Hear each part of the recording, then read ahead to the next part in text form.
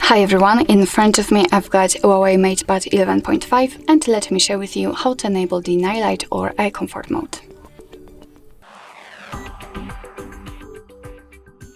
So let's start with the fastest way to turn on this option. All you have to do is to unroll the control panel, unroll this section fully and find the eye comfort icon.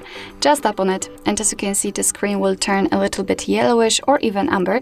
It is basically in order to filter the blue light. What's more, it will be much easier for you to look at the screen at the dim light. So if you're a night owl, then I highly recommend to use this mode. Of course, you can also turn it off the same way. And basically, in order to customize this mode, you have to tap on this icon, hold it, and you will be transferred to the proper section. However, I'd like to show you a full path of how to get there in case that your device will not transfer you there automatically. So all we have to do is to enter the settings, and in this left section, let's find display and brightness. As you can see here, we've got the eye comfort, so let's stop.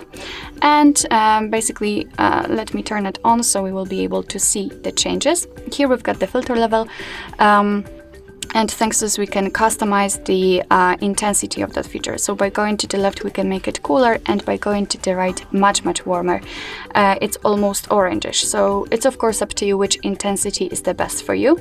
You can also schedule that feature, because whenever we will pick this option, enable all day, we will have to manually turn it on and off every time we want to use it.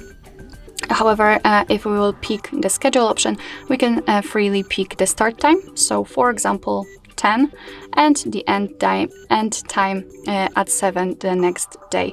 And of course your device will apply the mode between the start and the end time. Of course, as I said, up to you which option is more comfortable for you.